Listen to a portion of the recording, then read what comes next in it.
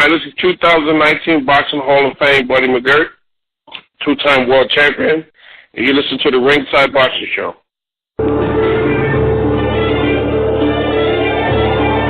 Live from Monterey on California's beautiful Central Coast, this is the Ringside Boxing Show. I'm Dennis Taylor, welcoming you to join me and my expert analysts, Travis Hartman, Rizwan Zahid, and John J. Responti today and every week for the hottest, sweatiest show on the West Coast. And now, from Studio 1A, it's the Ringside Boxing Show. Welcome to the Ringside Boxing Show on the Grueling Truth Network. I'm Dennis Taylor, and we've got a whole bunch of fun ahead for you guys today. First of all, in the second half of today's show, you're going to get better acquainted with one of the hottest young prospects on the planet, because we've got an in-depth interview coming up with Ruben Villa IV, 15-time national amateur champion, two-time national Golden Gloves champ. He beat Olympic silver medalist Shakir Stevenson twice during the run-up to the last U.S. Olympic trials. Ruben's now 14-0 as a pro. He's going to be making his ShowBox debut on January 11th against another undefeated prospect, guy from Colombia. So this is a very exciting time in his career, and we figured it was time that everybody out there learns a little bit more about him. So Ruben's coming up with his two trainers, Max and Sam Garcia. Paul McLaughlin, our British correspondent, also will be coming along with an update on stuff that's been happening in the United Kingdom boxing scene. And for the second year in a row, we are going to open our first show of the new year with a look at the wildest and weirdest stories of 2018. Some of this stuff is absolutely ridiculous, and we're going to do that right now with our expert analyst. Travis Hartman is a professional boxer, boxing trainer, and promoter from Osborne, Missouri. He's now living and training in Orlando, Florida. Rizwan Zahid, the boxing journalist from Toronto, and John J. Responti is chief lead writer for MaxBoxing.com and DogHouseBoxing.com, and John and I are co-authors of Intimate Warfare, The True Story of the Arturo Gatti and Mickey Ward Boxing Trilogy, which is an Amazon bestseller. So what I did, I weeded out this year's weirdest incidents down to 16, and here's what we're going to do. I'm going to list them four at a time, and then the three of you guys are going to cast a vote on which of the four stories I just mentioned is the weirdest of the bunch. Those are the quarterfinals. We'll send four stories to the semifinals, upper bracket and lower bracket, and we'll vote again, and then we'll discuss the two finalists and vote on the weirdest, wildest boxing story of 2018. Spoiler alert, this is not going to be easy, but it's time to play. What in the wide world of sports is going on here? All right, guys. First quarterfinal matchup. Adrien Broner is banned for life by Uber.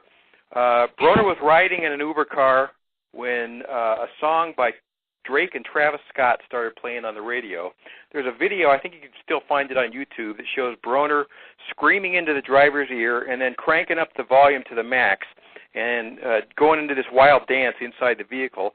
So the driver pulled the car over and kicked Broner out, and Uber responded by banning Broner until the end of time. Okay, second nominee.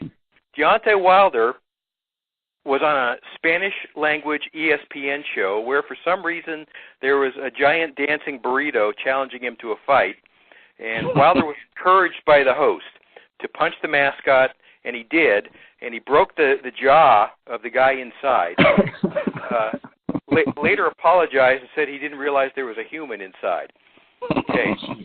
Nominee number 3, Prince Naseem Hamed gets pissed off at a professional dancer who called him fat and challenges him to a fight. There's a professional dancer in London by the name of Anton Dubik, who apparently is a big deal over there, and Dubik hosted this event where Naz got an award, and during the presentation, Dubik made a crack about Naz's girth. So Naz got really angry and took the microphone and said, "Before you come out with all the fat jokes, always remember that you don't F with boxing royalty, bitch."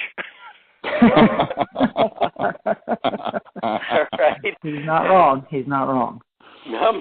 Number 4, Olympic champ Nicola Adams gets her own Barbie doll.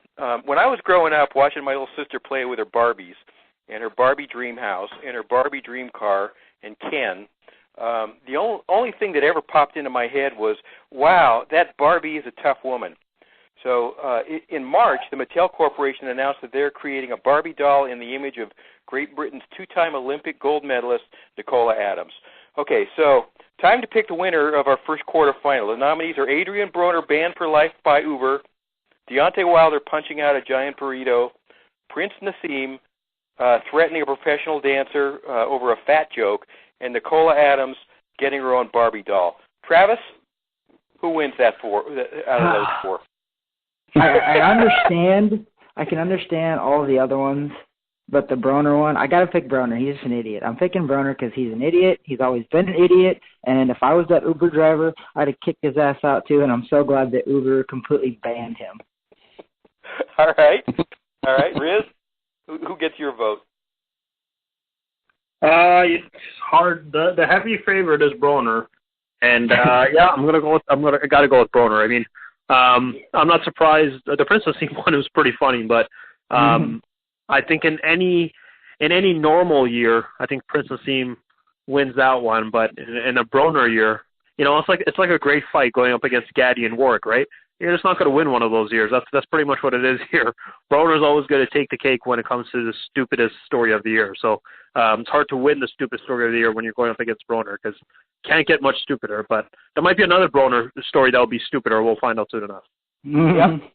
Okay. John, you going to make it unanimous, or you got another one?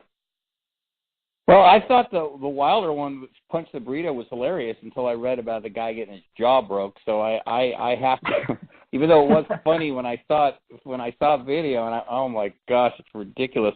But it's definitely Broner. I mean, he's such an idiot in so many ways. I mean, you can't even qualify him as an idiot sometimes. He's not even a moron. I don't know what he is. He's just completely outrageous. Pick a term, whatever he is. And he has to win because he's the champion of all this. So first quarter winner, definitely Broner. Can we create a new word for Broner? You know how they used to call him like you're a real Munson or something like that? Let's just say you did something. You're a real Broner. You're a real Broner, yeah. Another Broner. Yep. You did a Broner. Yep. You did a Broner. Yep. You did a Broner. Pull the Broner. Okay. I love it. All right. Second quarterfinal matchup. Mike Tyson bought 40 acres of property southwest of Death Valley, where he's cultivating a recreational marijuana farm, and that became legal in California last year. And last week he announced that he's going to be promoting a cannabis-themed music concert there. So that's number one. Number two, in August, a journeyman fighter by the name of Curtis Harper was scheduled to fight Efi Ajagba in the Minneapolis Armory. He waited until the opening bell and then climbed back through the ropes and walked back through his dressing room to his dressing room. He was upset about his purse. Few people had heard of Curtis Harper before that incident, but 5 days later, his name had exceeded 650,000 hits on Google, and a video of the incident had surpassed 1 million hits on YouTube. Number three, Donald Trump in June announced he was issuing a pardon to Muhammad Ali. Somebody informed Trump later that Ali was never convicted of a crime in his life. And number four, a fan was, in January, a boxing fan in England was fined £85,000, which is a lot of money even in England, for using his iPad to create an illegal stream of the Joshua Klitschko fight. Craig Foster actually paid $19.95 to watch the fight, and he says one of his friends pointed Facebook Live at his iPad and sent the stream out, and that's what happened. So those are the four in the second quarterfinal. Nominees are Mike Tyson buying a California pot farm, Curtis Harper strutting out of the ring after the opening bell, Donald Trump pardoning Muhammad Ali for something, and a British boxing fan getting fined £85,000 for sharing the Joshua Klitschko fight on Facebook Live. Travis, what's your play? Well, the Mike Tyson one I actually understand because that's probably a smart business move on his part, so that's not that dumb. The Curtis one, the Curtis Harper walking out of the ring is pretty stupid, but I think I have to go with the Donald Trump one because that's probably the most stupid one, is that he pardoned somebody that didn't need a pardon. So it's between him and Curtis Harper walking out of the ring, but I'm going to go with Donald Trump because that's stupid. Okay. Riz, which one do you like? You know what? I think that's a tough one. I'll say this though: it's just when you think you've seen everything in a boxing ring, boxing is just the room for the spectacle that you just would never imagine have happened. Like I've seen this in WWE, right? And like WCW, guys who walked out of the ring, and even when that happens, and in like a fake wrestling match, it's surprising.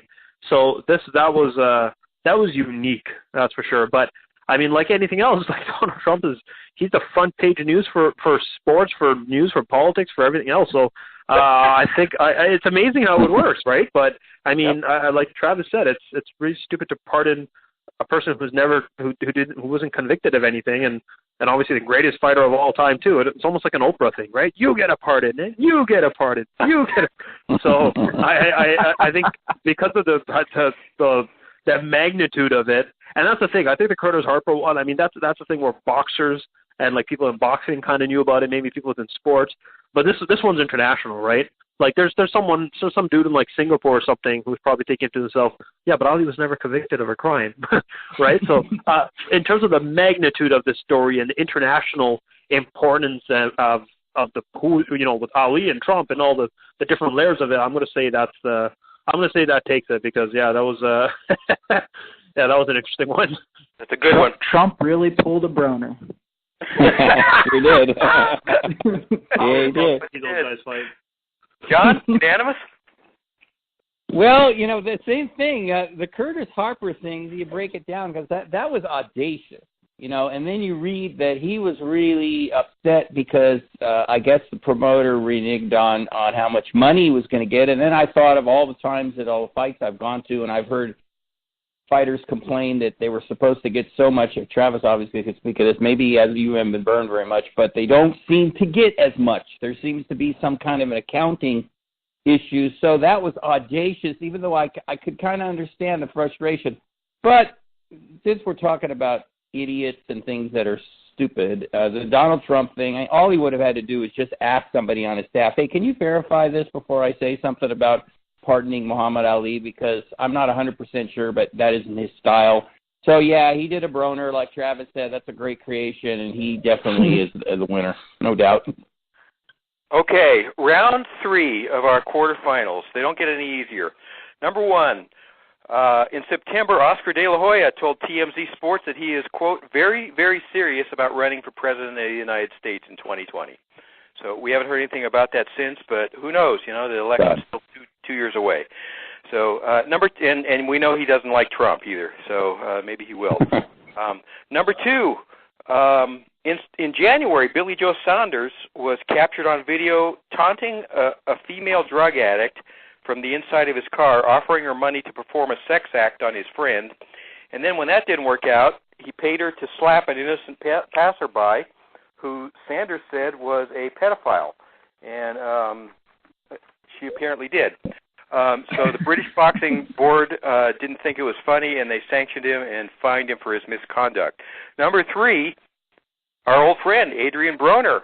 On the day before Christmas, a jeweler in New York filed a lawsuit against Adrien about Billions Broner to collect $1.152 million for an unpaid bill for jewelry that he sold to Broner.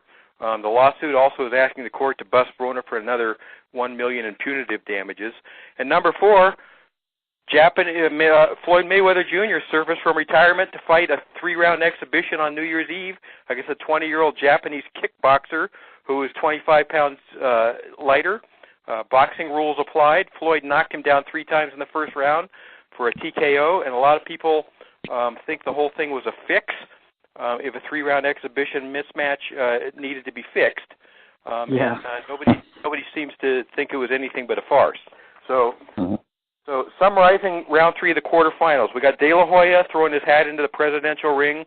We got Billy Joe Saunders paying a street person to perform a sex act and punch a passerby. We got Adrien Broner getting sued for not paying his jewelry bill of more than $1 million. And we got Floyd fighting a tiny 20-year-old Japanese kickboxer. Travis? This is actually a tough one for me here. They don't make it easier. They don't. This is this is a really tough one. I'm not the only one that I can eliminate is I'm gonna eliminate the Mayweather one because I mean Mayweather got paid a ton of money, so like I'm okay with that. He did it business. Okay. He got paid. It wasn't a fix. So oh my goodness, and I can't pick Broner again because I've already picked him. So I'm just gonna go with Billy Joe Saunders for being just an idiot and a jerk and taking advantage of people that have a problem. Obviously, drug addicts have a huge problem. So I'm gonna go with Billy Joe Saunders, but I'm not 100% on that one, but I'm just gonna go with that. Okay, and your vote might change when Oscar announces that he's running for president too, huh? Yeah. All right, Riz. I don't know. I'm gonna say De La Hoya because for De La Hoya, it's one of many stories of his this year that kind of led to nothing. Like he was in the news just way too much, and I think that that's what makes guys like Al Heyman the most interesting man in boxing. I've never heard Al Heyman speak. Like I don't know if he can speak. Like we've never heard any words from this guy's mouth, any quote, nothing. And I think in some ways that's the way it's supposed to be because I think for the guys who are always in the news, and then honestly that we can throw Trump in there as well. The guys who are constantly talking about stuff, they're the ones who the more you talk, the less reliable I think people are, and that's where De La Hoya kind of fit in. De La Hoya said he's going to do this. He said we're going to be to get back to boxing. He said we're going to be surprised in May who Canelo's fighting. The latest rumor I saw last night is it's going to be David Lemieux. So that's not really a surprise, right? So it's I don't know. So De La Hoya saying, I mean, I don't know. I think he has way too many other things going on in his life. At least I would hope so. So I don't think I don't know. I can't take anything De La Hoya says seriously anymore, which is a shame because he was, like we said, he was supposed to be the anti-promoter. He was supposed to be the complete opposite of what Bob Arum and the more quote unquote typical promoters were, and that's who he was at first. And now he's become the standard for what's almost wrong with boxing, I would say. So it's very disappointing because De La Hoya was the complete opposite as a fighter, and I thought he would bring that same approach he would be as a promoter. Before John breaks the tiebreaker, can you guys imagine the stories that will come out if Oscar De La Hoya runs for president? I mean, he's already got some really bad stories out there. Can you imagine all the other stuff people will dig up? That could be quite interesting. Now, here's a question. Who's had more sex with porn stars, Oscar De La Hoya or Donald Trump? President? We might find out.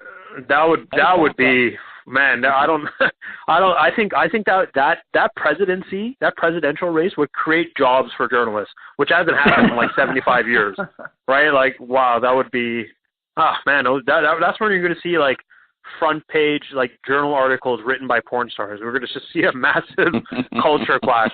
I kind of want to see it now. This could be interesting. Wow. And you know who's immediately going to come out and endorse Trump is Dana White. Well, of course. Of course. Oh, and then De La Hoya is going to have to fight Dana White. Yeah, it's going to be interesting. Yeah. Which he's already challenged him to. Yeah. He already challenged him to a fight. So, all right, John, what do you like? Well, those were my two top choices, Oscar and Billy Joe Saunders.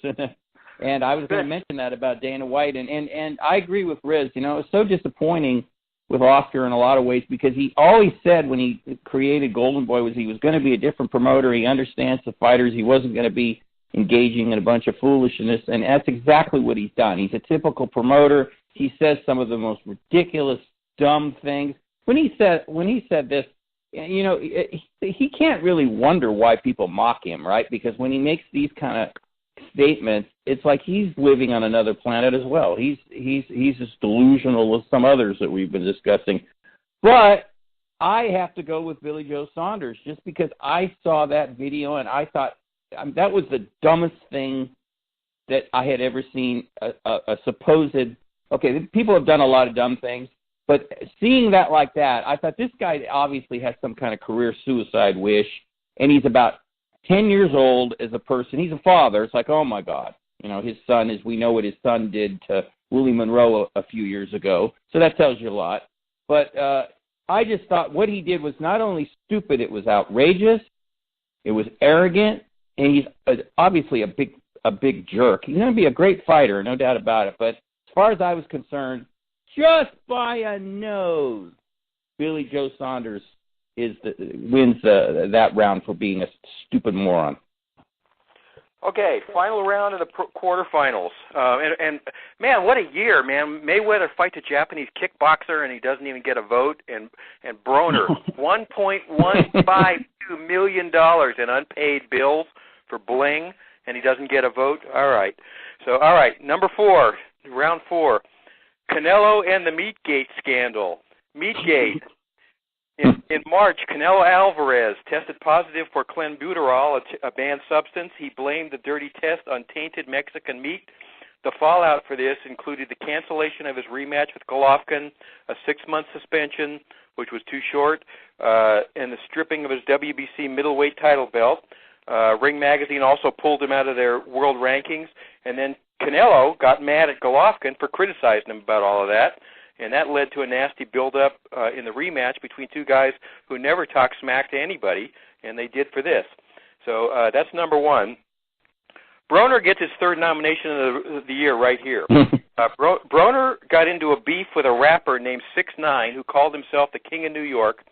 6ix9ine called Broner a clown on social media. Broner got mad and offered to pull up on the rapper, which, for all of you non-gangstas, I'll explain to you, that amounts to a drive-by death threat. 6ix9ine offered to bet Broner $300,000 that he'd lose his fight to Jesse Vargas. The situation got so volatile that Broner's press conference with Vargas in Brooklyn was canceled out of fear that violence was going to break out. And after the fight, which ended in a draw, so nobody had to pay $300,000, police responded to reports that a member of 6ix9ine's crew had discharged a weapon inside the Barclays Center. So that's number 2. Number 3, it doesn't get any easier this round. Okay, in August, Deontay Wilder went to Belfast for Tyson Fury's fight with Francesco Pianetta. He was there in a pub eating his lunch when he wound up getting pelted with chicken by Billy Joe Saunders.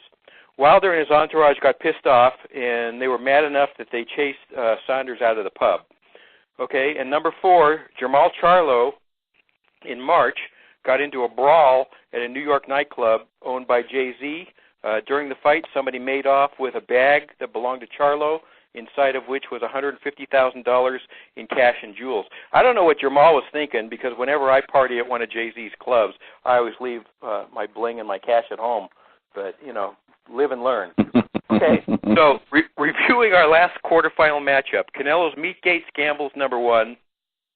Broner's beef with a Brooklyn rapper is number 2. Billy Joe Saunders assaulting Deontay Wilder with chicken is number 3. And Jamal losing $150,000 during a nightclub brawl is number 4. Doesn't get easy, Travis. What do you got? Oh, my goodness, it doesn't. I'm gonna go. 1, the Billy Joe Saunders one is really funny to me. At least it was chicken and it wasn't guns or bullets. So I'm going to give him a pass. And then Broner's an idiot. And there, of course, we already know he's an idiot. But there was some violence and some guns there. And that's not so funny for me. So it's idiotic, but it's a little dangerous. So I'm going to go with Charlo, who is such a moron that he took $150,000 worth of jewels and cash to a club. For 1, you don't take that anywhere. For 2, you take it to a club, you're an absolute moron because there's people drinking, there's parties. It's the stupidest thing ever. What if he would have got drunk? He probably did. He probably got drunk and left it, or maybe who knows what happened. But I think he's a moron for even thinking to carry around $150,000 worth because, for 1, guys, Charlo's not that rich right now. He's not on the Mayweather level where Mayweather can carry around, a couple $100,000 with him because he's got security guards and all that stuff. But Charlo, you're an idiot. He's just an idiot. So for me, Charlo gets this just for being such a moron. Wow, that's an upset for me. Okay, Riz, what do you got? Man, that's Riz starts every one of these with Yeah, pretty much. It's just you're right. This is like, I feel like these matches are a lot harder to pick than some of the fights we've chosen over the last year. Don't you think? Like absolutely. The PBC on Fox, like we're all unanimous. These ones were actually getting into a little bit of a debate on this, but I'm gonna have to go with Charlo also for the same reason. Wow.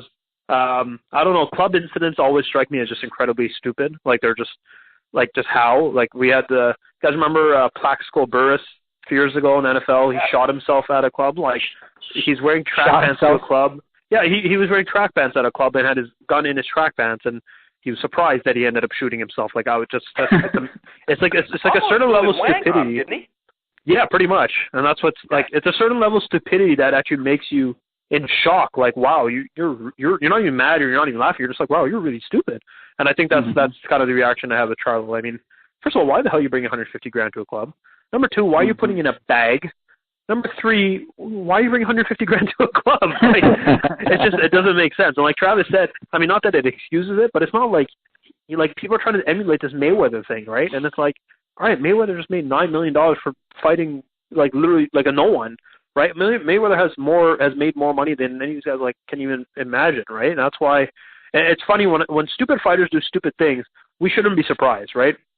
That's what makes the normal guys, the guys who, even if you don't agree with, every decision they've had or whatever, like Andre Ward, I'm never going to criticize Andre Ward as a person, right? As a fighter, I'm going to say, I think he lost the Kovalev fight, but that's pretty much it, right? That's pretty much the extent of my criticism will ever go. You're never going to see Andre Ward carrying, I doubt Andre Ward, maybe Andre Ward carries around $150, maybe, but that's it, right?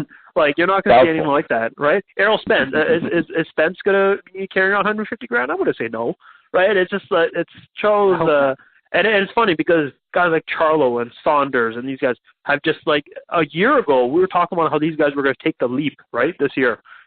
Saunders just came off the David Lemieux win, and we thought, wow, he's really gonna do something this year. He's gonna get into that. He might beat Canelo. He might beat Golovkin. And then Charlo, we said the same thing. And here we are a year later, and not only they've not made any progress, we're just talking about all their off out of the ring stories because those are actually more interesting. So I'm gonna say with Charlo because it's a club story. Club stories are always funny to me because I've never heard a charity happening at a club, right? It's always a really stupid story. So I got to go with the club story. Got to go with Charlo and the club. Okay, John, Canelo and Meatgate, Broner and his skirmish with 6ix9ine, the rapper. Saunders assaulted Wilder with chicken, and Charlo. Which one do you like? Well, Canelo, we discussed that to death. That was irresponsible or whatever it was. Saunders was just being his typical idiotic self. He probably thought it was funny and debatable whether it was. What was the other one you mentioned? Well, Broner. Broner. Well, Broner, he's there every time, so, that's just. But, yeah, when I read the Charlo, same thing. He did a Broner. What are you doing bringing $150,000 to some kind of a party? Are you going to show off? Are you going to give people money? Are you going to what is the point of that? And so it made me think, wow, what a moron, and two, what a diva, what a show off, what a whatever, pick a term. So definitely it has to be Charlo, just because again it was outrageous, it was audacious, and it was just plain dumb. And so in this type of award show, he gets it for the fourth round as far as I'm concerned. Wow. Okay. All right. First semifinal matchup, head-to-head matchup. John, I'm going to let you lead off on this one. Broner's Uber incident. He's banned for life from Uber against Trump, pardoning Muhammad Ali. Oh, geez. Oh, boy. Oh, gosh. Oh, man. Dennis, you outdid yourself on this one, man. Thank you very much. Gosh, I'm walking around here looking for a coin here, Dennis, to flip. Geez. God, this is It's a lifetime ban, man. But Trump, man, oh, boy. Yeah, Broner does something like every other week, so he's always there. So I have to go with Trump because this is, again, Broner's dumb all the time. And this was foolish, dumb, silly, again, and just an eye roller. We're kind of used to that with Broner. Trump doesn't, regardless of your politics, Trump doesn't engage in sports very much, even though years ago, as we know he did, with Mike Tyson, and he had his own football team, USFL and all that. But for me, that was pretty damn dumb what Trump did. So I'm going to have to say President Trump pardoning Muhammad Ali was really a dumb thing. Okay. All right. Riz, you go second on this. You know what would be amazing? What would be amazing is if Trump pardons Broner's Uber ban. Could happen. Oh, what if that happens next year? That would be amazing, right? He said, well, I got the Ali part wrong. Well, what if I do this? So I think we knew it was going to come down to Broner and Trump, right? We knew that's going to be the finalists. This is probably this is way tougher than Tyson Fury and Deontay Wilder to me. This is one of the toughest things I've ever picked. I don't know. Wow.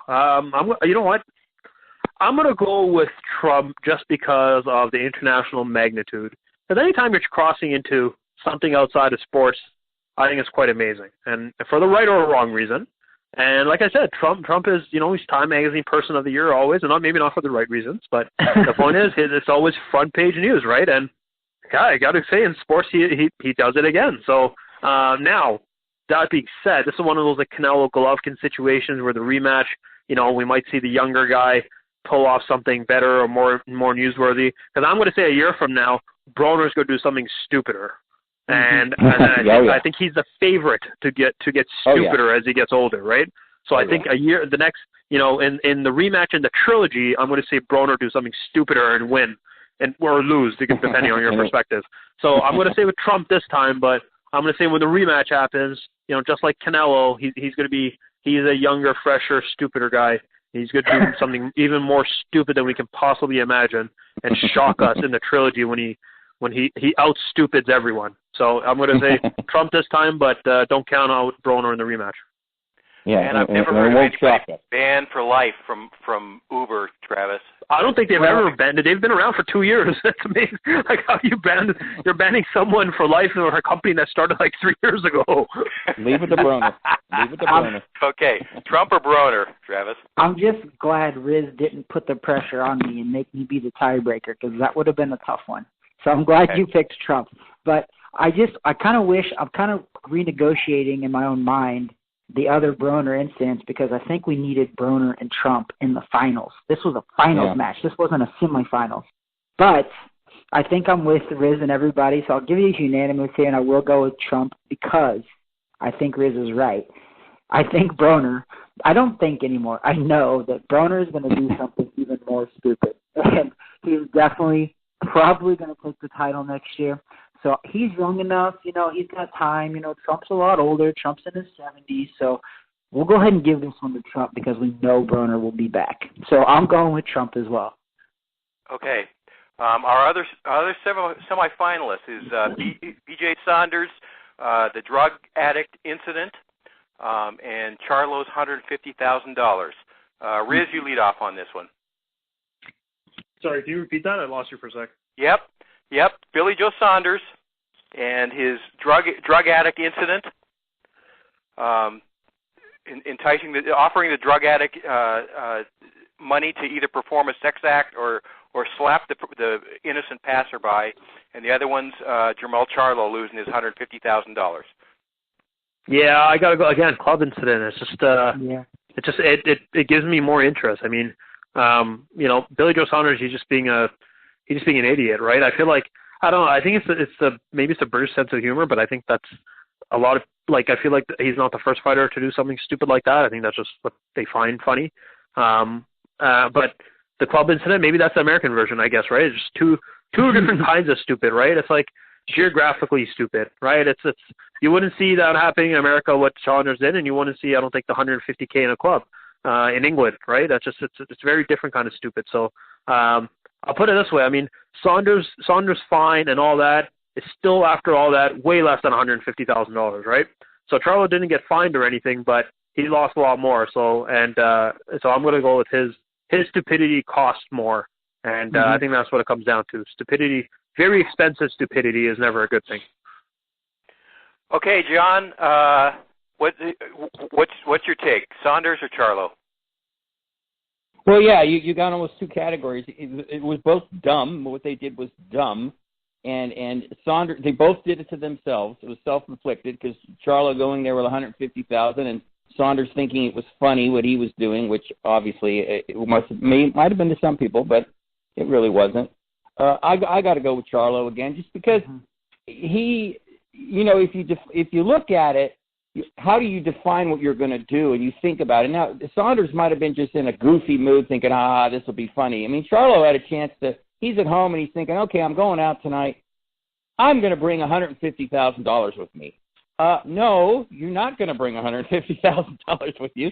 But he goes ahead and does it, and he loses it. So for the dumb award or whatever you want to call it for that, I have to go with Charlo. Yes. Mm-hmm. Okay, and for the championship, Travis, it's Trump against Charlo. Trump against Charlo. What do you got? I need a coin, damn it. I need a coin. Everything's on the line here.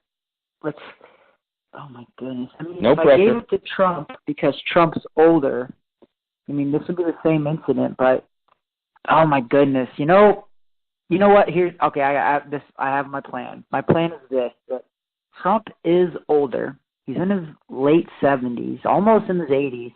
So I'm going to go ahead and say that he had a senile old person moment. So therefore, I'm going to give this to Charlo. Charlo's getting my vote, and Charlo is the upset master because I bet when we started this, nobody thought when there was a case with Broner in there and Billy Joe Saunders and Trump and Hoya, nobody thought Charlo would win this. So I'm going with the underdog and the dark horse, and I'm giving it to Charlo at the club incident because Charlo is an absolute moron for losing $150,000. And I know that everybody on this show, all of us, if we lost $150,000, I might have to kill myself because $150,000 is a lot of dang money to me, and I think everybody on the show. So I'm going to go with Charlo because he's an absolute moron, and I'm giving Trump a pass because he's old. He's a little senile. That's what I'm going to go with. Yep. I definitely would kill myself if I lost $150,000 in a nightclub, but I'm one of those guys who would take out as many people as I could first. Okay, hey John, you go second here. You go second. I'm gonna make Riz break the tie if he has to. Yeah.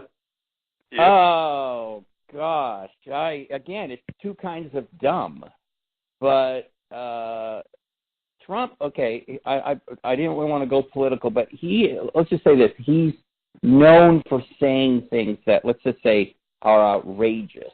He says things that people debate and go, was that true, or did he not know what he was saying? So he said a number of things in the last few years that you just roll your eyes and shake your head.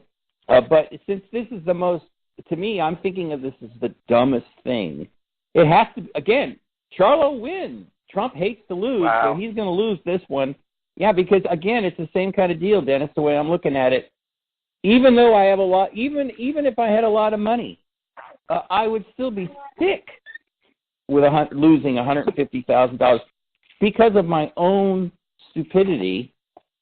So Trump says what he says, and it was obviously dumb.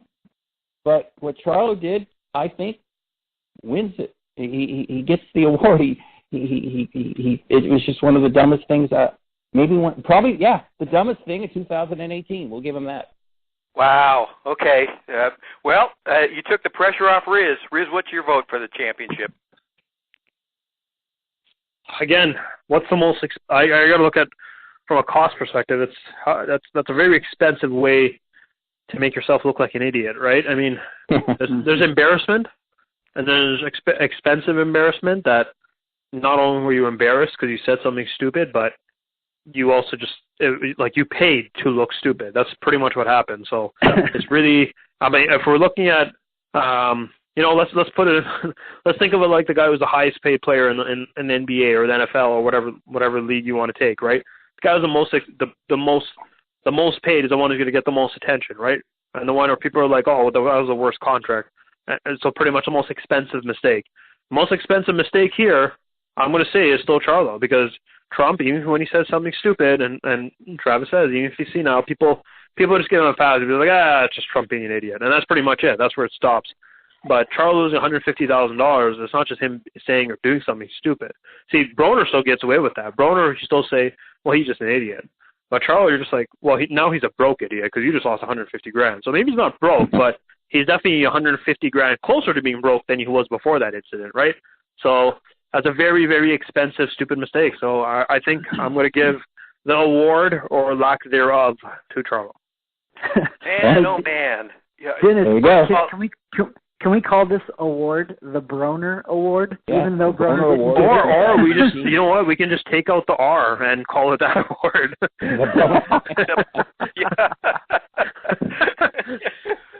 Yeah, maybe we can name it the Broner Award next year. Yes, it has to be. First of all, I can't believe Trump lost another popular vote. Nicely done. Secondly, Regardless of your political affiliations, you have to laugh at that one. Yeah, that's funny. Secondly, we got to give this year's Ringside Boxing Show Body of Work Award to Broner, who, in addition to getting banned for life from Uber and stiffing a jeweler on a $1 million bill and getting in a death threat showdown with a Brooklyn rapper, he also did these things. In February, he was arrested for sexual battery after a teenage girl accused him of groping her at an Atlanta mall. In May, he sneered at a $6.75 million offer to fight 3 times for Eddie Hearn. He called it a slave deal. In September, he was arrested in Cleveland for allegedly throwing himself on top of a woman at a nightclub and forcing her to kiss him, and he's facing multiple felony counts for that. Over Christmas weekend, he was arrested in Florida for failing to appear in court for being ticketed for driving without a license and insurance. And the biggest punchline of all to me is that all this stuff slid right off Adrien Broner in the boxing world. He's scheduled to earn his biggest purse of his whole career in 2 weeks when he fights Manny Pacquiao at the MGM Grand in Las Vegas, and the rumor is that Floyd Mayweather is going to resurface to fight the rumor. So one of these years we're going to give a Lifetime Achievement Award, and like you guys were just saying, I'd say Broner is the leader in the clubhouse, and he's only 29. Easily the leader, Dennis. He's got quite a Never been anybody like him. You know, thank God. So, gosh, we need to get Broner on our show someday. Yeah, and I don't know if we're ever going to get Charlo on the show now. Yeah. Oh, well. True. Oh, well. True, sir. Maybe we'll get Trump on the show, at least. Yeah. Maybe we can get it. Trump might come. Who knows? You know. I think our chances are slightly higher now than they were before. If we get popular enough, Trump will come because he goes to where the media and the hype is. He would come then, but only then if it actually was good for his ratings. All right, so that's our goal. We'll have a panel of Charlo, Broner, and Trump. Here we go. All right, that's the goal. Guys, we're going to be out of a job if that's a show. You know that, right? I know it. So, man, you know what? I've challenged you guys all year long with tough questions from the strange world of boxing, and you've always risen to the occasion. Today was no exception. That is Travis Hartman, Rizwan Zahid, and John J. Responti. They're the great ones. They're our expert analysts, and they're always outstanding. Thank you, guys. 2019 is going to be a great year for the Ringside Boxing Show, and you are all appreciated. Thanks for putting this together, Dennis. Yeah, you did a great job, Dennis. You guys have a great week. We are going to take a quick break, and then we're going to return with Paul McLaughlin, our terrific British correspondent, and then you're going to meet one of the hottest prospects in boxing, along with his trainers in the second half of the show. Don't go away. We're going to be right back. You're listening to the Ringside Boxing Show, the hottest, sweatiest show on West Coast Radio. What are you doing?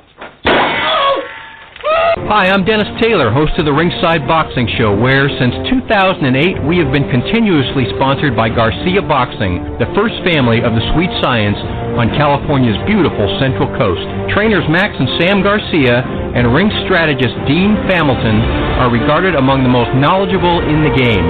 And Kathy Garcia, who manages all Garcia boxing fighters, is renowned for her integrity and career guidance having taken 2 boxers to #1 world rankings. Together they comprise one of the most respected teams in the sport. Learn more by calling 831-261-3214 or send them an email at garciaboxing25@aol.com. This is tremendous, Don, just tremendous. The atmosphere heavy, uncertain, overtones of ugliness.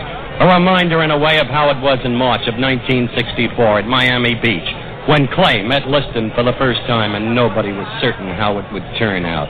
The crowd is tense. They've been here since 10 this morning. Hi guys, it's Paul McLaughlin with your weekly roundup of everything going on in the UK boxing scene at the moment. Right, we start off with James DeGale, who has promised to put Chris Eubank Jr. into retirement by beating him. DeGale will take on the British super middleweight rival at the O2 in London on February the 23rd without a title on the line. Chunky is a former 2-time world champion and believes his ability and experience will end Eubank Jr.'s chances of following him and his famous father's footsteps. We asked DeGale whether or not Eubank would be listening, though, to his new coach, Nate Vasquez. Listen, when he's down 4, 5, 6 rounds, he'll go straight out the window.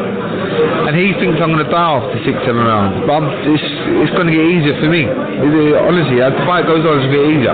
He thinks I'm going to blow up, he thinks he's going to rough me up, he thinks he's going to jump on top of me, I'm going to be unfit, and he's going to take me out.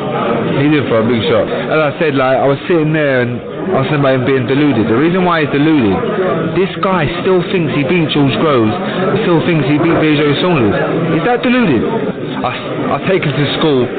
Well, that certainly is one fight to be looking forward to in this new year. Now, Callum Smith, my tip for the top, has a dream of fighting at Anfield, but it's hit major stumbling blocks.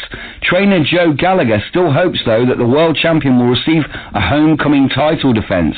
The 28-year-old super middleweight had wanted to make the first defence of his WBA super title at the home of Liverpool Football Club, a team I support, by the way, after claiming the belt with a knockout of George Groves in the World Boxing Super Series final in September. But Gallagher admits the cost of securing the 54,000-seated stadium and preferred opponent Andre Ward has complicated plans for a fight in May. Well, it's early days now in the boxing season for 2019, but we have some cracking fights to come on the way. More from Anthony Joshua, who will be looking at unifying his world title, and various other brilliant bouts will be on the way in 2019. I'll keep you up to date with everything that goes on in the boxing scene in the UK. In the meantime, gloves up, protect yourselves at all times, and a Happy New Year to you all. Back to the studio. And Happy New Year to you, Paul McLaughlin. Great job as always. Hey, let us tell you about our Amazon bestseller, which you need to add to your boxing library if you haven't already. And then we're going to return with today's main event, undefeated featherweight Ruben Villa IV and his team. You don't want to miss that one. He's an interesting kid, and this is an interesting bunch of guys. I'm Dennis Taylor, co-author of the Amazon bestseller Intimate Warfare, the true story of the Arturo Gatti and Mickey Ward boxing trilogy. You know, writing this book was a labor of love for John J. Responti and myself. We enjoyed every minute of the process and considered it a privilege to tell the tale of one of the most electrifying boxing trilogies in the history of this sport. Intimate Warfare traces the collision course of Arturo Gatti and Mickey Ward from their earliest days through their 3 epic fights, as well as the aftermath of this great rivalry, which culminated in one of the greatest friendships in boxing. Intimate Warfare has received a 4.5-star rating from readers and was endorsed by Hall of Famers Harold Letterman and Joe Cortez and 2-time Trainer of the Year Virgil Hunter. Our foreword was written by Ray Boom Boom Mancini, another one of the greatest blood and guts fighters of our time. Get your copy today at Amazon.com.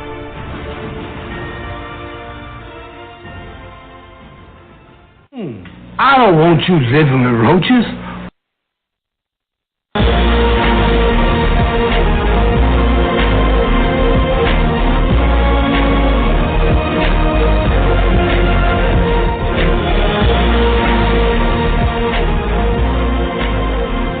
Welcome back to the Ringside Boxing Show, where today's featured guest is a fighter we've been talking about on this show for a few years now, and you're going to get to know him a whole lot better today.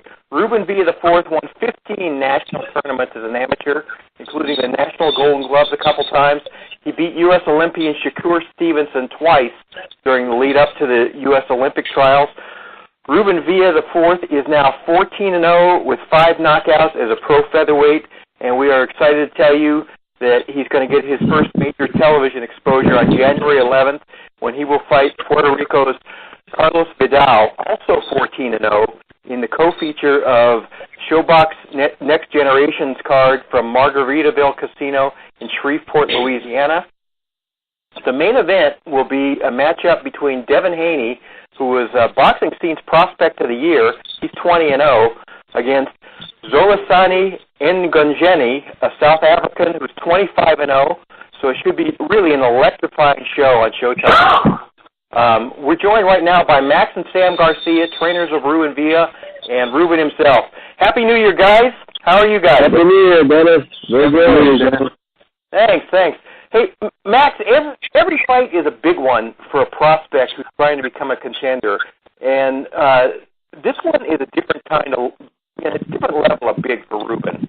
And also, well, a little correction there. We got notice a few days ago that we're fighting a different guy now. This is our third opponent.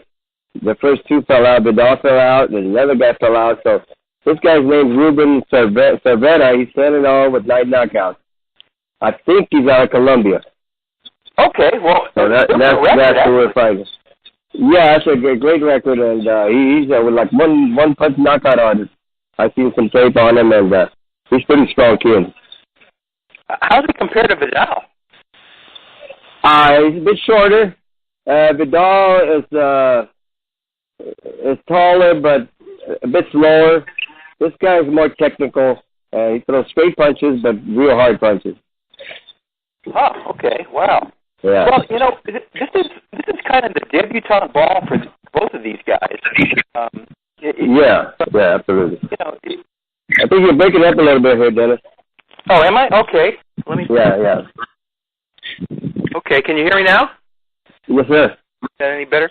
Okay.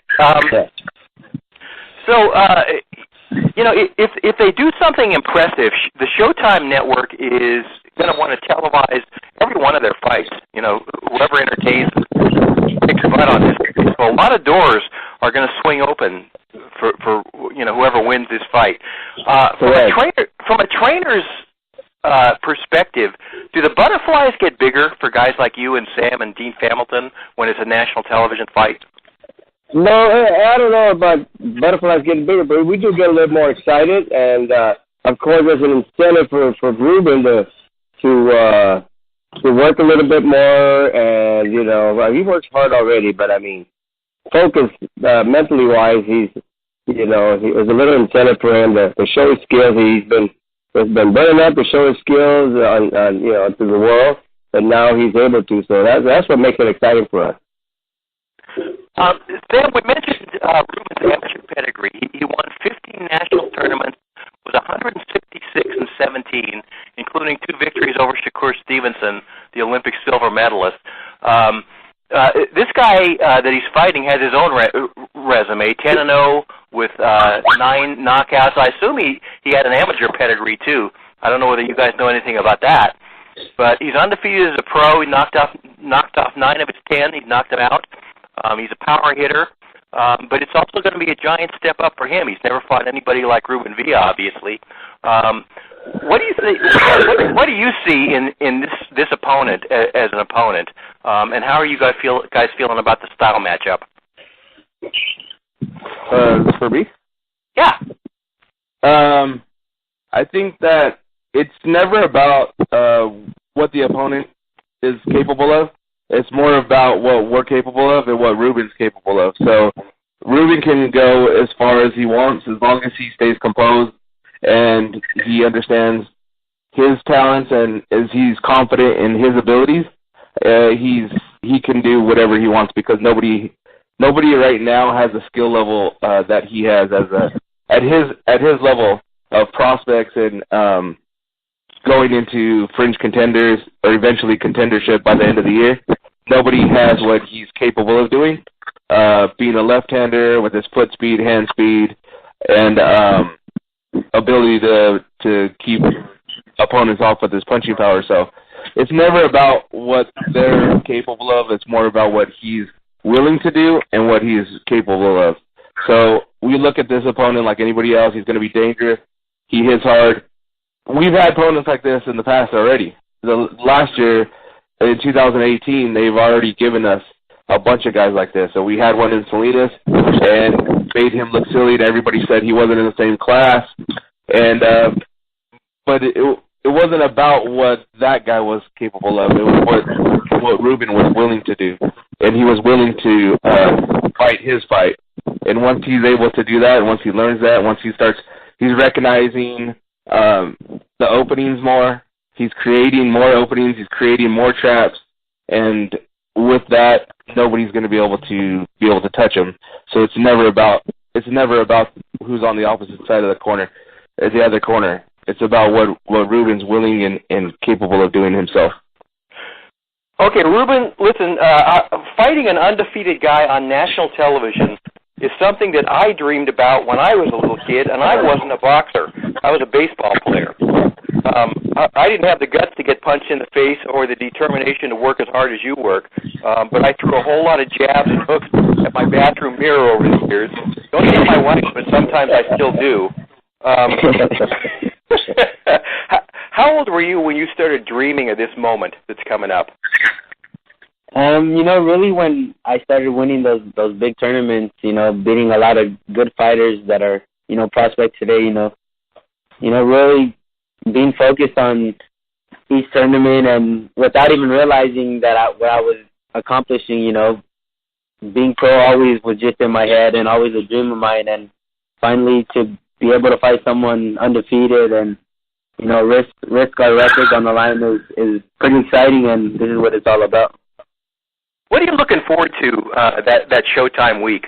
There's going to be fighter interviews and the fighter meetings with the broadcasters and all that kind of stuff. What are you thinking about? Yeah, I'm excited for all of that. Something different, and finally being able to showcase my talents on national TV. So me, Max, and Sam, and Dean were all excited to finally get the exposure that we've been working for and deserve. What was your excitement level when you got this news that you were going to fight on national television? How did you get the news? Did somebody call you up or what? Yeah, my manager, Danny Zamora, called me a few weeks before Thanksgiving. We've been fighting every month and a half in the year, and, they called me for this one, not knowing we were going to fight so soon. But, we had a 5 or 6 weeks, been training hard, and this last week of sparring, yesterday I felt good and I looked good, and I just can't wait to do that on national TV. Okay, so this guy that you're fighting, Ruben Cervera, he's 10-0 with 9 knockouts. That sounds like a pretty daunting record, unless you consider that you spar all the time with a slugger in the gym. Joel Diaz Jr., who's a 140-pounder, is 24-1 with 20 knockouts. How much respect will you have for this guy's power on January 11th? Like Sam was saying, it's just on what I'm capable of doing and taking risks, or filling out the first 2 rounds, and if I feel like I could apply pressure, or if I feel like I still have to fill them out a couple more rounds, I will have to do that. But we're just gonna go in there being smart and really just focus on having fun in the early rounds. And I feel like when I start having fun and getting loose a little bit and getting into the guy's head, start breaking him mentally, and finally in the later rounds take them out physically if I have to. But we're prepared to do 8 rounds. We've been sparring 10 rounds, so everything's been in preparation mentally, physically. My condition's good. Camp went well. Everything's going good, so we're ready for anything that this guy brings to us. Max, tell me about training camp. Did you spar with some bigger, stronger guys in camp? Yeah, we do. We sparred a couple of guys in Gilroy, and then Joel Diaz Jr. But makes it difficult for us because Ruben is lighter and also trying to make weight. But his intestinal fortitude, he's only letting anybody push him around, and when it comes down to wrestling, he's a strong kid. Ruben's a strong kid. He holds his own. And as far as punching with the big guys, he's pretty hard to find. He's pretty hard to find. He gets his in there, and it's exciting and it's hard work, but that's what we have to work with, so that's what we'll do. Does the change of opponents change what you do in camp, or you just basically, we had originally we had that kid that was 5'9", and then let's say the two tall guys, one from the UK, Saeed Hussein, out of the UK. He was 5'9", but a boxer, long arm, jabbing guy. Well, that didn't work out, so they sent me this hard-punching kid here now that's probably the same height as Ruben, maybe a little bit taller, but and as far as spawn, we do the same thing. We control distance. We work our jabs high and low. We work the hook off to the head. We basically do the same thing, and of course, with this hard puncher here, we definitely have to focus on our faith and distance more than anything. Ruben, tell us about Mount Madonna. What kind of torture is that? We went 2 weeks ago. You hate talking about it, Dennis. Yeah, please don't make me go back. It's a good little run. I find it more of a mentally run, mentally training. The conditions there is just, those long hills going up the whole 3-4 miles. It gets pretty tough, but we knocked it out pretty quick this time. How long does it take him to get up and down, Max? So maybe about 29 minutes, 30 minutes, maybe. No, just go up. We don't run down. You don't come back down again, huh? No. Yeah, so we just run up. That's good enough. How high is that place? Do you know? You ever looked it up? I think it's like about 1,700 feet, and the first warm-up mile, it's a little elevated, but once you hit the bottom of the hill and go up, it's just nothing but straight up. About 3.5 miles straight up. About 1,700 feet, maybe 3.5 miles. Oh, man. Wow, that is diabolical. Hey, Ruben, dealing with nerves are a big part of this sport. I've had fighters tell me that 90% of boxing is mental. How much of a challenge is it for you to convert those nerves, the kind of nerves you're probably going to have on Showtime, into adrenaline, and then manage that adrenaline to fight the kind of measured and intelligent fight that your corner is going to expect from you? Yeah, I've fighting as an amateur, doing a lot of big shows. The Olympic trials. It was a big stage at the time, and I felt like I wasn't really too nervous. I was just more excited about things, and just if there is any nerves, it's gonna be more on how I'm gonna react during the fight. But being composed throughout camp, throughout the whole fight week, everything should be well, and just more anxious about how I'm gonna, perform and compose myself. So I can't wait and, just fight and do the best I can. Talking to Team Garcia on the Ringside Boxing Show. Max and Sam Garcia are trainers for Ruben Villa IV, who is 14-0, and he's got 5 knockouts, and he's going to be fighting January 11th on Showtime. Sam, we see a lot of young fighters these days that are calling out the best in their division after 9 or 10 fights. Teofimo Lopez the other day called out Vasily Lomachenko, which was a little bit silly. Yeah. But you guys haven't exactly been in a rush to get to the upper echelon of the featherweight division, because Ruben just turned 21 years old, and he's still growing and developing, and you've been happy to bring him along incrementally, step by step, and kind of fly under the radar. But you're also not not the guy who's in charge of drawing Ruben's career blueprint. That's his manager and Thompson Boxing who do that. If you're able to beat this guy impressively on January 11th, it's not inconceivable to me that you could get a call to fight one of the bigger names in the weight division that has guys like Leo Santa Cruz and Carl Frampton and Gary Russell Jr. and Abner Mares and Oscar Valdez, Josh Warrington, Lee Selby, Jojo Diaz. I mean, what a division. This fight could accelerate things in a big way, couldn't it? Yeah, it could. It's a very deep division. It's very, it's got a lot of good style matchups for Ruben. I think he's the best prospect of the tier of top prospects. I think that he'll be a contender by the end of the year, a legitimate contender. But I don't think that. I think it's just a new trend in sports in general. You know, you want your football players, you want your wide receivers to be younger, you want your quarterbacks to be 19, 20 years old coming out of college. It's no different in boxing. TV, streaming, YouTube, it's a younger generation watching. They're watching younger fighters, and these younger fighters getting more and more exposure through Instagram, Facebook. I mean, they're being able to to expose themselves to the world quicker. So I think in their minds that I should be a world champion quicker because I have 1 million followers on Instagram. But that's not necessarily translating into the ring. And you've seen that with Ryan Garcia. He had to take a step back. He had to, you know, they've been feeding him. So there's this illusion that he's a great young fighter. And same goes for even Gervonta Davis, who's probably, you know, one of the great champions at 126. And he's going to fight Abner Mares. But they even had to kind of like coddle a certain way for him to look good, for him to fight in England against a guy that they know he could take out. You know, they're not in there against style matchups that are going to make it difficult or puzzle them.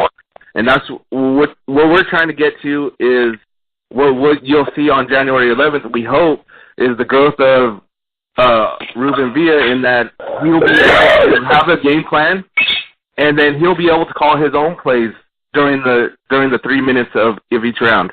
So we have a general game plan. This is what we want to do against this guy. This is what we've been training for. He's in great condition.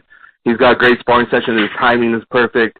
And then we're prepared going in. Now you call the plays in those 3 minutes. So he shows the growth as a fighter, like, I can see this opening, and I'm going to take this opening. Whereas when he comes back to the corner, we don't have to tell him in between rounds in that minute we have to talk to him. It's more of a rest, mentally reset, drink some water, grease up, and we give him a little bit of general instructions, but for the most part, we want him to call his own plays in those 3 minutes so that he understands, all right, when this guy leans back a certain way, that's an opening for me. And I told him that as we get higher up, the openings will become smaller and smaller. So if you use the analogy of football, in the NFL, maybe a guy's wide open. They say if the wide receiver and the DB are even, then he's leaving, right? That means he's an open wide receiver. Even though the guy's right there with him, there's that small little opening, and that's how it's going to be as we go forward in boxing, is that the openings are going to be smaller. They're not going to be as dramatic as the guys that we've beat before. So as we continue to go up the ladder and become contenders, each contender in the opposition is going to be a little bit tougher and tougher. So he's going to have to recognize in those 3 minute spans what's an opening and what's not. And we hope to see that this fight. And I think he will, because he's been showing it in sparring. He's been showing it the last few months. So it's less and less instructions, more of us just guiding him through. And it's a great relationship with my dad and him to watch them work. They're on the same page. They understand what's going on. So we hope to get to that plateau and then stay there. So when we win a world championship, we don't want to win a world championship and just be like, all right, give us another bum. But like, give us the next world champion so we can unify. That's the level we want to get to. Some of these guys are world champions and they're still fighting prospects or guys that are ranked in the bottom tier of the 20s. We want to fight number one, other champions. You know, you don't want to get there and then just have to be a paper champion. A lot of these guys are just paper champions. If that makes sense. Yeah, it does. It makes a lot of sense. Ruben, how far have you come in the last few months? What do you feel like makes you better than you were maybe 6 months ago? Just like Sam was saying, realizing the openings, how small they get, and those openings, they really count if you do, apply yourself to them and, willing to risk it. But, just being smarter, being more comfortable in the ring, I feel I'm a lot more comfortable.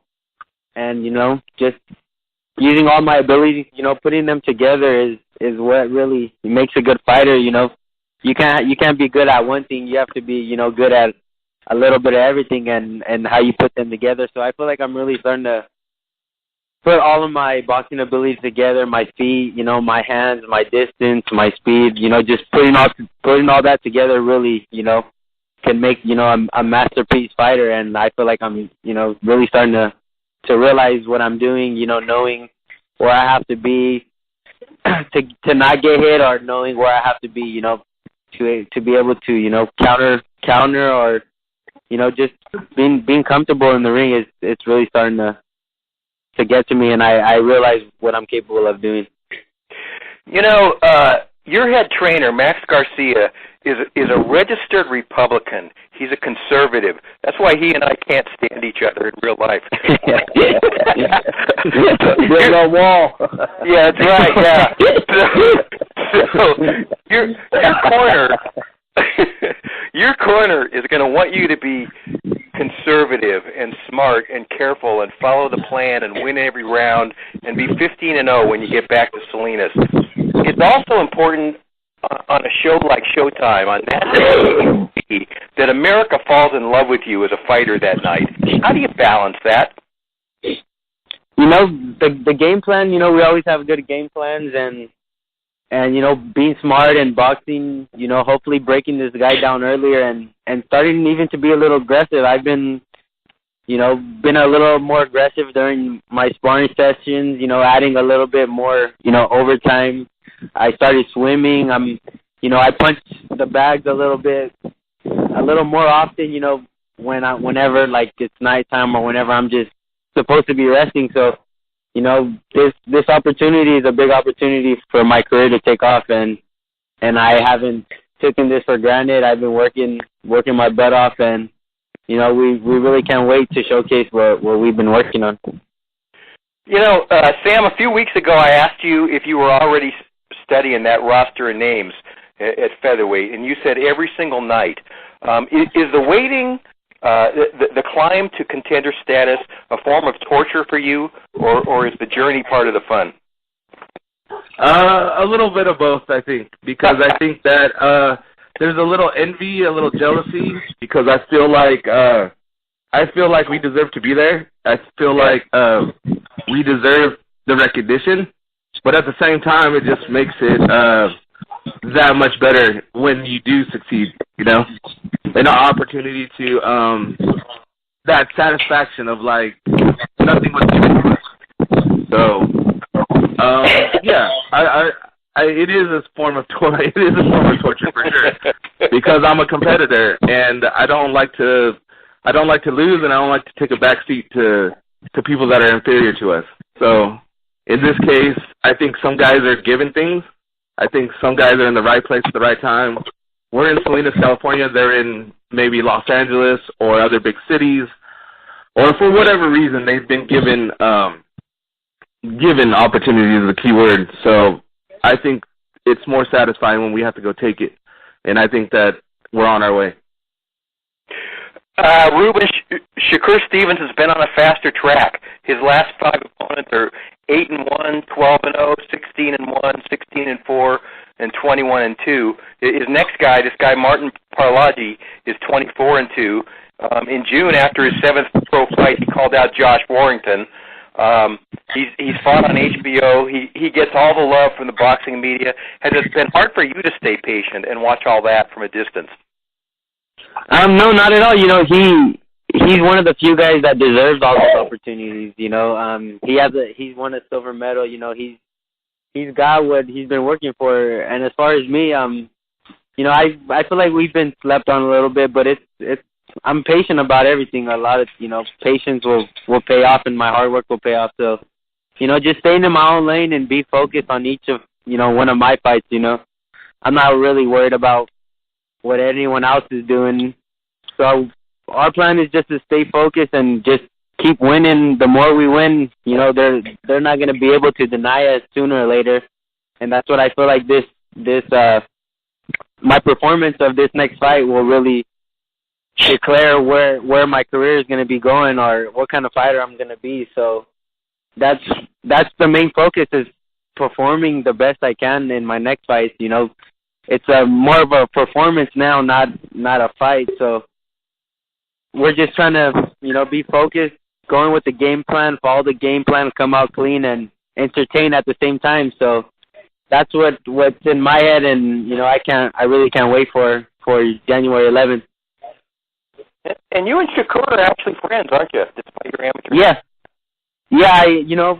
I talk to him once in a while, you know, see how he's doing. Wish him, you know, Merry Christmas, Happy New Year's, and you know, there's no hard feelings. But once we step into the ring again, you know, within the next couple of years, you know, it's all business. You've been brought up too well. You're too nice a kid to talk smack. Is that something you're going to have to learn? No, not at all. I feel like, you know, just being humble and, you know, being myself, I shouldn't have to change for anything. But I feel like once I do get in the ring, you know, I take my job very seriously. You know, there's no love and there's no friendship inside the ring. So, you know, I feel like I really measured, you know, my inside ring and outside ring life very well. This is the Ringside Boxing Show from Monterey, California. I'm Dennis Taylor. We are talking to Ruben V. IV, who fights January 11th on Showtime, and his two trainers, Max and Sam Garcia. Max, you guys have been through this type of thing before as trainers. You took Eloy Perez of St. Louis to fight Adrien Broner for a world title on national television. You took Jose Zelaya to Madison Square Garden and Mandalay Bay and MGM Grand. Do you feel like you guys learned things as trainers from those experiences? Have you grown? Oh, absolutely, yeah. That's why Ruben right now is taking advantage of all this knowledge that Sam and I and Dean and the Hamiltons, you know, of course my wife Kathy, have gained from all those experiences. So now Ruben is kind of like cheating, you know, a little bit, because he knows because the experience we had is Garcia boxing and guiding him in the ring and so on. But it was a wild ride for a while there. Plus my dad's gotten soft. Yeah, got soft. But you know, it sounds right. He's not having a aneurysm or a heart attack every single training session, or somebody doesn't show up exactly at 4 p.m. It's not like, you know, oh yeah, we stroll in at 4:05, and he's like, well, Ruben's there. Ruben's always there like a half hour to an hour early. But me and Joel show up at 4:10, and it's oh yeah, what are you guys doing? And he cracks a joke, and you know, that's not how it used to be. Like a little bit more. He's a little bit more. That's not how it used to be. It's not how it used to be. Not, but you know what? He used to be, very, very Bill Belichick like back in the day. Very angry all the time. Nick Saban. Yeah, but you know, fighters like Ruben, they can be late anytime they want. That's how I feel. I was gonna say this is Max being soft right here. Ruben makes it easier though, because you don't have to babysit him. You don't have to watch every single move, or if he's gonna go out, or if he's gonna eat, you know, like the wrong things. He's always on weight, and he's always in shape, and you don't have to worry about a lot of the little stupid things that you don't want to worry about. But see, also then trainers know when something's going on with a fighter. If he's not eating right, if he's not sleeping enough, he's not getting enough rest, we know what's going on. But Ruben, I don't have to worry about that. He's always on time. Sometimes earlier than the time that's prescribed, but I don't have to worry about it. He's always on weight. He's always strong. He's always running good. There's no flaws. I don't have to worry about it. I'm having fun finally. Ruben, you guys have you and I have talked about this before, but or maybe it was Joel Diaz and me that talked about it. But Max and Sam are kind of like bad cop, good cop, aren't they? You know? Yep. Yep. Max is the hard ass, and Sam kind of pulls you aside and says, "Don't worry about it. My dad's like one wheel in the mud. The toothpick doesn't go all the way through the hot dog with him. Calm down. It's all right." Is that how it works? Yeah, but it's my job, so I take it very seriously. You know, as much as effort Max puts in, I always try to put in a little more. You know, showing up an hour early to the gym, starting it, or even putting in overtime. You know, it really makes all of our jobs easier. So, you know, why not put in that extra effort? Are the Olympic trials a sore spot for you? You lost to Shakur Eva earlier in the tournament, and then you had to drag yourself through that losers bracket, that consolation, not a consolation bracket, but the comeback bracket, and then you had to fight him again while he was resting. You were fighting. Did that possibly in that tournament? No, not at all. You know, I really couldn't make that 123 anymore, so it was just me, you know, battling my weight. Yeah. Instead of, you know, my opponents, you know, having to lose, you know, 6-7 pounds every night for 7 nights straight, you know, being in the tub with Epsom salt, being in the sauna, running, waking up at 3 in the morning, having to do it again just to, you know, make the weight. So, you know, that wasn't really, you know, I guess Ruben Villa that they were fighting. I was just, you know, too big for that weight class. I had already been in that weight class for about 2 years already. So, you know, I'm not really worried about it because I know it wasn't my all that I could have gave. So, no, I don't really hold that because it's a part of boxing also. So, forget it. You know, hopefully we'll see him in the future. You'll get to fight this guy at 128 pounds, but 126 is going to be your weight for the title when you fight for a world title. How goes the weight battle for you at 126 pounds? Actually, 26 is not that easy, you know. As much as we're working and, you know, Sam being our boxing chef, you know, eating the right foods and drinking enough water and, you know, just the source of energy that I'm using in the gym, it's really hasn't been that hard. I've made 126 about 3 times this last year, and it wasn't too hard, and, you know, the weight is gonna be a little easier, so it's not too hard. So you got word that you were going to have this fight. You got it before Thanksgiving. What was Thanksgiving like for you? Did you get to eat? A little bit, not too much. You know, me and Max already had started working out. You know, maybe 2 weeks before they called us.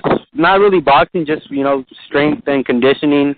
So, you know, me and Max and Sam were always in the gym when even when we're on vacation. So it's not too hard. We're always in shape. This is the cool thing about your mom, Jessica Villa. Making weight at your house is a family affair. When you're not allowed to eat pie and cake and candy bars, what I hear is that your mom won't have those things available for anybody else in the house. Does that make you a villain? Yeah, I feel like I'm always a villain around here, but it's all good. You know, it's a part of my job, and they understand. My sisters understand. You know. So it's all a teamwork. Even, you know, my family, you know, the support of them, and, you know, having to, you know, sacrifice the holidays, you know, the food. So all of it's just one big team, you know, and it all, you know, it works for the best of, you know, my career. I have sisters too, though. They complain, don't they? They hold it against you, don't they? They hold it against you for years. Yeah, I mean, they're all kind of fighters too. So, you know, they're bullying me sometimes, but it's all good. What do you crave when you're cutting weight? What's your guilty pleasure? I would say sushi and chocolate. Sushi and chocolate. Yeah. Ruben, you do a lot of things for your community. What kind of community service stuff have you done in recent months in Salinas, and how much do you enjoy that part? Recently we did a toy drive and a clothing, you know, donation for Christmas. You know, I try to give back as much as I can. And, you know, just being involved with my community, it's always been, you know, a big thing for me. And especially now that I could use my boxing platform, you know, to bring more people, you know, together. And really help, the people that are in need. It's always been like a goal of mine, and it's always, been in my plans, just as just as living in my community, seeing there's a lot of need, and any little thing that'll bring a smile to someone else's face is a goal that we have. They had a Ruben Villa day for you, didn't they? What kind of experience was that? It was cool, it was quite shocking, being so young to get that day. I would think I would have to do a little more, but hard work, inside the ring and in the community really does pay off. So me and my family were really excited and really blessed to get that accomplishment. All right. So how much fun is it right now? Tell us what it's like at this point in your career to be Ruben Villa, undefeated pro fighter, Salinas kid through and through, and walk through a place like the Rock Boxing Gym, a place like that, which is packed with kids who were once just like you were, 10, 12, 14 years old with big dreams, and they're looking at you the way you probably looked at somebody like Jose Zelaya. What kind of feeling is that? It's always good, like I said, the hard work really does pay off, so I try to just let them know, work hard and, just stay dedicated to your craft and in anything you do. And I feel like, letting them know could, bring them hope or bring them motivation. And even if it's not boxing, I just try to let them know, even if it's about school, just to, work hard and anything can be accomplished. Okay, and Max, final question for you, because when Ruben wins a world title, he's going to be the first Salinas fighter, and there's been some good ones. He's going to be the first Salinas world champion. What's it like for you at this point to be his trainer? Oh, it's awesome, man. I just enjoy working with Ruben. Immensely, man. I had retired already, And the fan says, hey, Ruben Ray comes around, will you train him? I said, no, he's got a trainer already. But Ruben came around, and here we are. Having lots of fun, and it's been very enjoyable working with this young man. He's extremely dedicated, and like Sam says, there's no problems with his weight, no problem with anything. So hopefully, his world championship comes into fruition, and everybody in Salinas to celebrate this young guy. Okay, and Sam, give some love to the third member of your teaching staff, Dean Hamilton. Tell people who Dean is and what he brings to the team. Last question. Dean is awesome. He's the son of Don Hamilton. He's our mentor. Don Hamilton, the late Don Hamilton, was our mentor, and he pretty much taught us everything we know, but not everything he knew. He took some of it to the grave. So, and he told me he was too. So this guy was as a man's man you could get. Drank whiskey, smoked cigars. Loved boxing. Loved the competitive strategy and building a strategy to beat another fighter and another fighter's team. He was a quarterback coach, and Dean brings that. Dean actually just turned 50. He looks like about 23 though. Somehow he's 50 years old, so he's got a lot of knowledge too. He sparred a lot and grew up in the LA gyms and just loves boxing. Is very similar to his father and understands what we want to do. We're all on the same page. That's the great thing. That's what makes it a lot easier as well, is because Ruben's on the same page. His style fits what we want to do. We're not too anxious. He's always composed. And so it's just like the perfect marriage that you could ask for.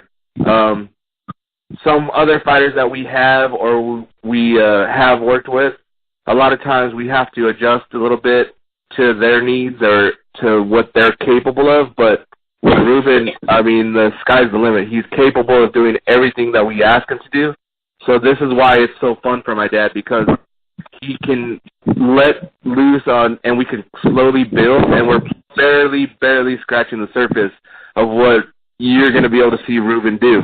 And hopefully you see this fight January 11th, and you see some growth from what you've seen last time.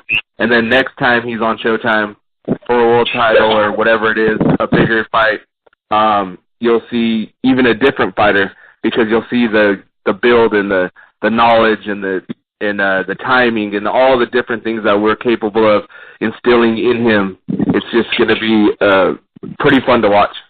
Man, exciting stuff. Ruben Villa fights Ruben Cervera, 10-0, 9 knockouts. He's from Colombia. That's going to be January 11th on Showtime. Ruben is 14-0, 5 knockouts. Cervera 10-0, 9 knockouts. And they'll be part of a triple header on Showbox on January 11th. Guys, events like this are why we all love the sport. I'm already popping the popcorn. So Max and Sam Garcia are the trainers. Ruben Villa the fourth is the fighter. Thanks very much, guys. Always a pleasure having you on the Ringside Boxing Show. Thank you so much. Happy New Year, all your family. All right. Same to you. Thank all you, right. All right. Take care of yourself. Guys. You got it. Hey, do you like the Ringside Boxing Show? Do us a solid. Tell your boxing friends about us. Spread the word on your social media sites and help us grow. Also, if you haven't yet discovered the #1 website in the world for daily boxing news, what the hell are you waiting for? We update RingsideBoxingShow.com 365 days of the year with the hottest stories and the biggest headlines every single day. If you're a fight fan, this should be your first stop every morning, and it might be the only boxing site you need to visit all day long. Discover us right now, and you will be amazed, I guarantee it. RingsideBoxingShow.com. Thanks, as always, to our expert analysts, Travis Hartman, Rizwan Zahid, and my partner, John J. Risponti, our outstanding British correspondent, Paul McLaughlin, and another huge thanks to trainers Max and Sam Garcia and undefeated featherweight Ruben Villa IV, who you will see January 11th on Showtime against Colombia's Ruben Cervera, 10-0, 9 knockouts.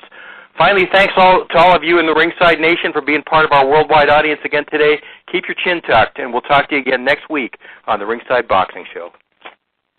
Well, it's a great day for me to whoop somebody's ass. It's a bad day, so you better get off of my back. You might get cold cocked if you cross my path. It's a great day